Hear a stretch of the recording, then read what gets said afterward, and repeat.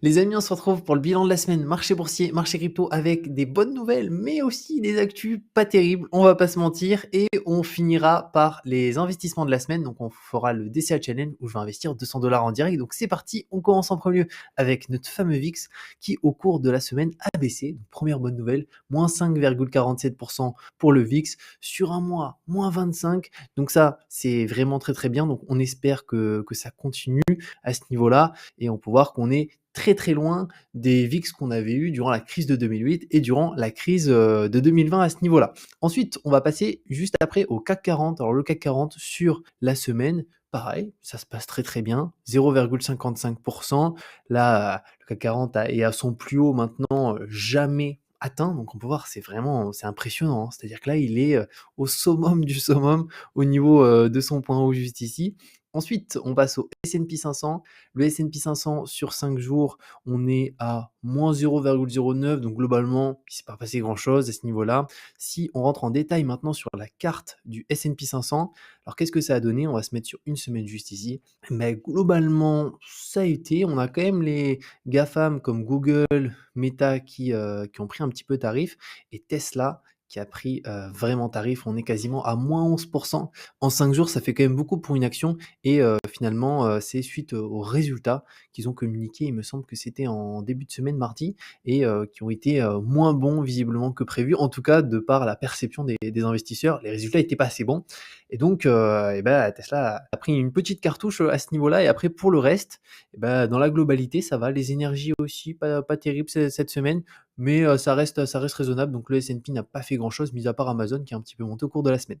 Ensuite, le calendrier très important des news qui vont arriver prochainement. Alors, j'ai trié avec les news qui ont un impact réel sur les marchés, donc j'ai mis en 3 étoiles, mais avec trading économique, on peut mettre 1 étoile, 2 étoiles. Et 3 étoiles, c'est vraiment ce qui impacte le plus les marchés. Donc là, c'est au niveau des US. Donc, on a les résultats des commandes des biens durables aux US. Ensuite, le taux de croissance du PIB pardon, aux États-Unis. Donc ça va être très très important. C'est le 27 avril 2023, donc c'est au cours de cette semaine. Et vendredi, on a encore pas mal de nouvelles qui vont être importantes. L'indice des prix PCE de base, les revenus personnels des ménages aux États-Unis et les dépenses personnelles des ménages aux États-Unis. Donc, semaine qui risque de faire pas mal bouger les marchés à la hausse comme à la baisse. On verra ce que ça donne en fonction des résultats à ce niveau-là. Ensuite, on passe à Orpea. Alors, la semaine dernière, ça avait extrêmement monté. Est-ce que cette semaine, Orpea a continué de monter? Eh bien, c'est ce qu'on va voir. Et sur 5 jours, Orpea plus 17,79%. Donc sur un mois, c'est une action qui a pris 40,69%.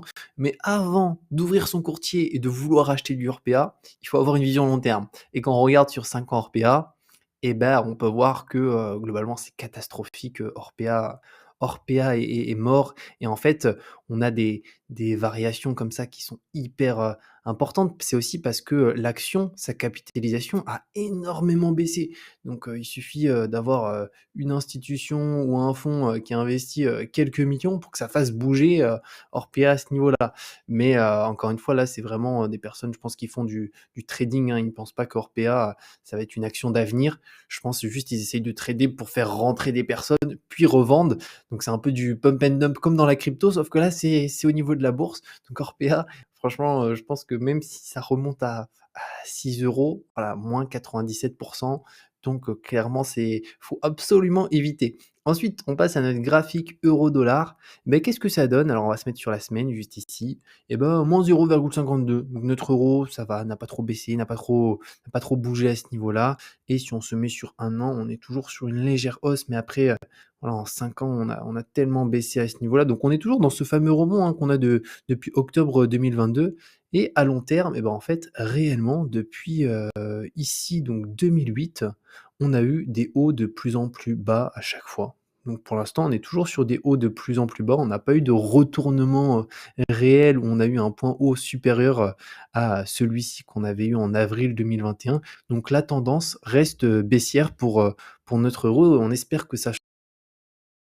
On va se mettre sur les 7 derniers jours. Les cryptos, ça a quand même pas mal corrigé, hein. Bitcoin quasiment -9, Ethereum -10. Ensuite, on a des cryptos, alors les altcoins, certains ont un peu plus baissé. Ici, on peut voir OKB -15, là FTM, alors je connais pas, mais -15 aussi, -14, -12. Donc on est sur une semaine où ça a beaucoup corrigé quand même pour les cryptos, parce qu'en 7 jours, -10% quasiment en moyenne, c'est pas mal, mis à part le BNB de Binance qui a baissé exclusivement de 0,35%. Maintenant, on passe aux actus crypto.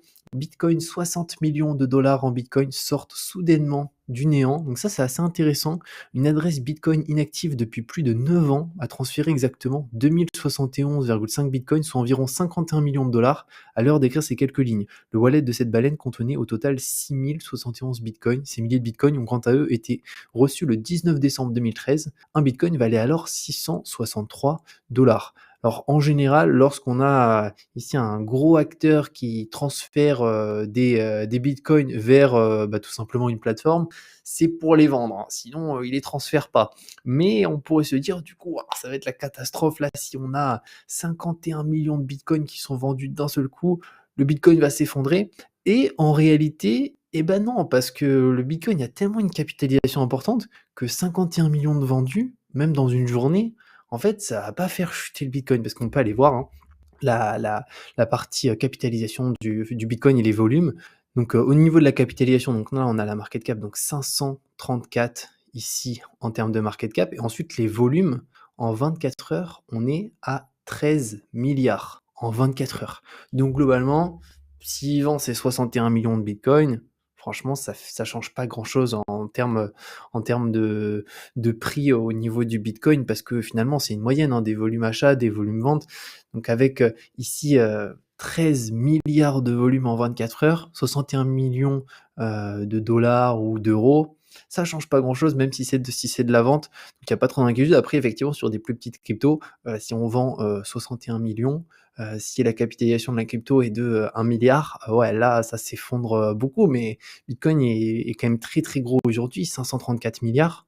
61 millions de bitcoins qui sont 61 millions de dollars vendus, ça n'impacte pas réellement les cours à ce niveau-là sur une aussi grosse crypto, quoi. Ensuite, on a Cryptost ici, le Parlement européen vote en faveur de Mika et pose les jalons de la première réglementation à grande échelle. Donc ça a été voté à ce niveau-là. Et on peut descendre ici un petit peu plus bas. Et au niveau de cette réglementation, du coup, ça obligera les entreprises opérant dans le secteur des crypto-monnaies à s'enregistrer au sein d'au moins un des États membres afin de proposer leur activité dans l'ensemble de l'Union européenne. Un gage de sécurité donc qui devrait permettre aux entreprises concernées de réduire considérablement leur processus administratif. Et ensuite, il incombera ensuite à l'autorité européenne des marchés financiers et l'autorité bancaire européenne de veiller au respect des règles ainsi mises en place. En soi, je trouve que c'est quand même une bonne chose. N'hésitez pas à me dire ce que vous en pensez, mais d'un certain point de vue, ça va aider aussi à faire rentrer certaines personnes sur le marché des crypto-monnaies qui, pour le moment, est très peu régulé, réglementé, etc. Et beaucoup de personnes n'investissent pas aussi dans les crypto-monnaies, tout simplement parce qu'aujourd'hui, c'est c'est pas vraiment régulé, il n'y a pas réellement de réglementation. Ça peut peut-être aider. Ensuite, on passe juste ici à près d'un Français sur 10 détient des cryptoactifs en 2023. Donc 9,4% des Français détiennent des cryptoactifs. Et si on descend ici un petit peu plus bas, on peut voir qu'est-ce qu'ils détiennent concrètement. Donc on a 11% des Français qui détiennent des crypto-monnaies. Ensuite, les NFT, 5%, donc c'est quand même pas mal, hein. Et au niveau des stablecoins, 6%. Et aussi, ici, on a les intentionnistes. Donc au niveau des crypto-monnaies, 26%. Donc c'est vraiment beaucoup, c'est une personne sur 4 finalement qui a potentiellement envie d'investir dans les crypto-monnaies. NFT 12% et stablecoin 5%. Et ici, on a les réticents ou ne connaissent pas. Donc on peut voir que c'est 63% pour les crypto-monnaies, 83% pour les NFT et 89% pour les stablecoins. Si je pense que c'est plus des ne connaissent pas en fait, hein, parce que c'est des crypto-monnaies, les stablecoins. Mais en tout cas, c'est quand même pas mal, hein. Une personne sur 10, si on prend 10 personnes dans la rue, il y en a peut-être un ou une qui a déjà investi dans les crypto-monnaies. Donc c'est non négligeable à ce niveau-là, ça se développe. Ensuite, après ça, on passe ici à un élément très très intéressant. C'est au niveau de l'Altcoin Season Index. Alors on peut voir qu'actuellement on est en Bitcoin Season à 12, donc on est vraiment très très très haut. Ça veut dire que finalement l'argent aujourd'hui est déversé majoritairement dans le Bitcoin. Alors quand on arrive en bas ici, là, vers les points bas, c'est qu'on est vraiment sur une Bitcoin Season très très forte. Et à l'inverse, lorsqu'on est ici tout en haut, c'est qu'on est sur une Altcoin Season très très forte. Et au bout d'un moment, en général, On ne sait pas, mais il risque d'avoir un retournement de marché au bout d'un moment, comme, ça s'est passé à chaque fois finalement. Si on regarde ici en 2021, on avait la Bitcoin season ici, donc le Bitcoin prenait, finalement énormément de dominance et après on a eu le retournement des altcoins juste ici. Donc là, quand on a un retournement aussi puissant, bah, les altcoins prennent des pourcentages pour certains qui peuvent être très, très, très, importants, à ce niveau-là. Donc au niveau de Bitcoin season, bah, là on est quand même à 12, on commence à être vraiment pas mal et ici, il faut voir qu'on avait du 8 et là, on était même descendu à 1. Alors là, quand on est à 1, ça veut dire vraiment qu'au bout d'un moment, ça va bouger à ce niveau-là. Donc, on est très, très, très bas. Donc ça, on va le prendre en considération dans les investissements de la semaine à ce niveau-là parce que là, Bitcoin, on est sur le plus bas qu'on a obtenu depuis, bah, globalement, on va dire, allez, depuis juin.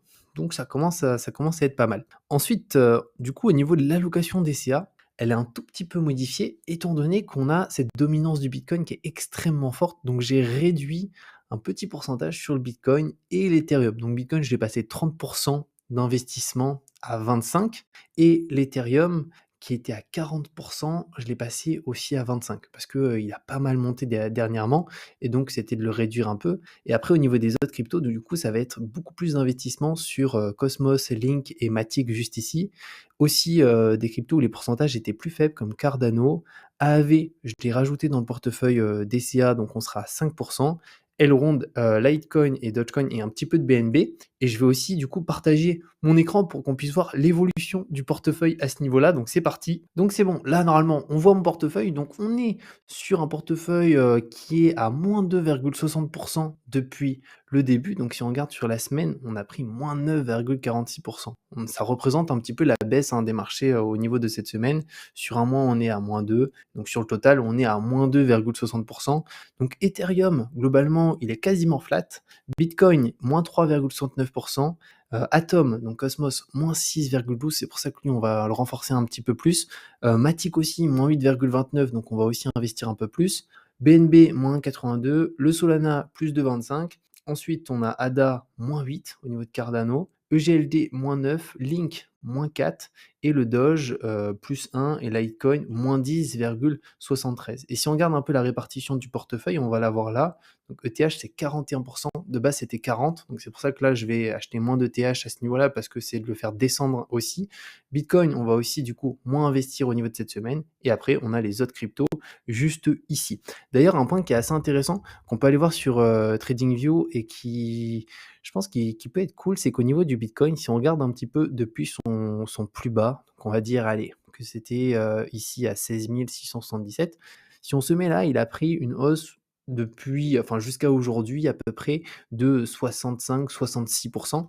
Et du coup, sur certains altcoins, notamment qu'on a dans le portefeuille DCA, on va prendre le cas du Link. Le Link, je trouve, c'est un super exemple. Super exemple. Alors, le Link, ce qui est assez pertinent, c'est que, alors je vais activer juste ici.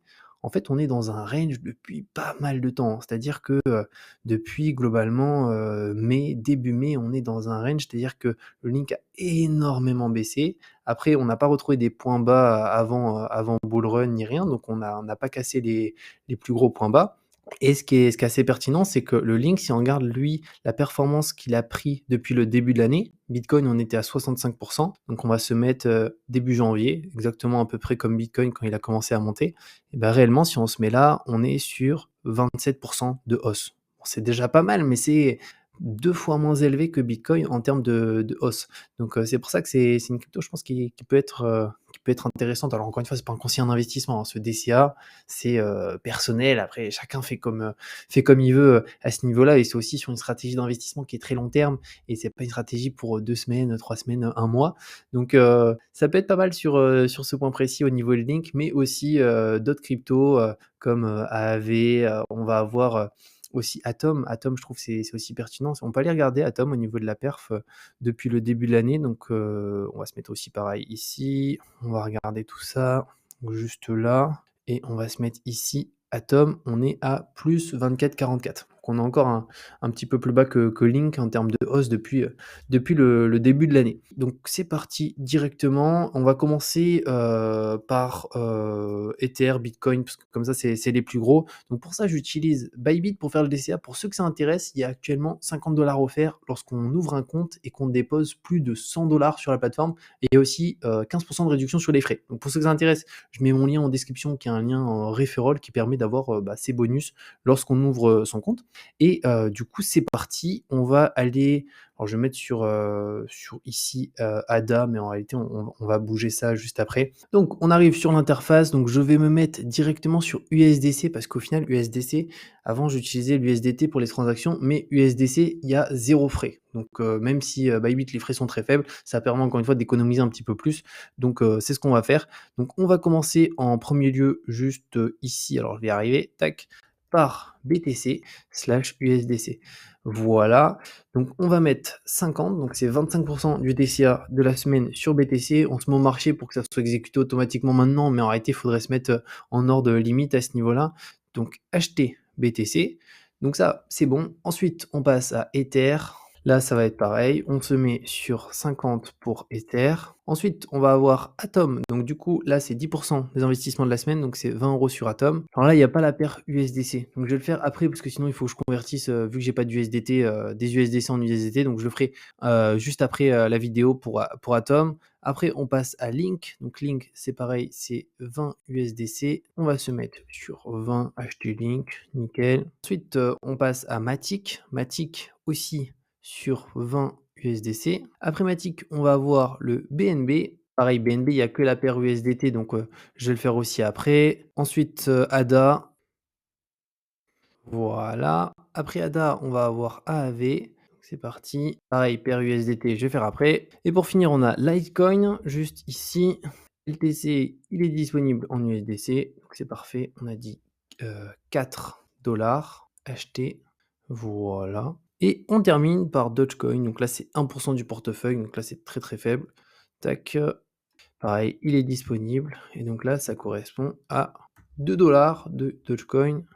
Et voilà, donc on a fini notre DCA à ce niveau-là. Donc il y en a juste certains que je vais du coup rattraper après parce qu'ils n'étaient pas disponibles sur de l'USDC. Donc on avait dit Cosmos, ensuite il y avait EGLD, il n'était pas disponible. Il y avait BNB qui n'était pas disponible et il y avait AAV qui n'était pas disponible, il me semble. Donc ces quatre-là, je vais m'en occuper juste après. Je vais les rajouter les amis directement dans l'application pour que au niveau de la semaine prochaine, on puisse suivre l'évolution du portefeuille DCA. J'espère que ce bilan de la semaine vous a plu. N'hésitez pas si vous avez la moindre question, des remarques à les mettre directement en commentaire. Comme je vous ai dit, pour ceux que ça intéresse, je vous mets le lien en description pour Bybit pour avoir 50 $ offerts lors de l'ouverture du compte lorsqu'on dépose plus de 100 € sur la plateforme. Et on se dit à très bientôt pour une nouvelle vidéo.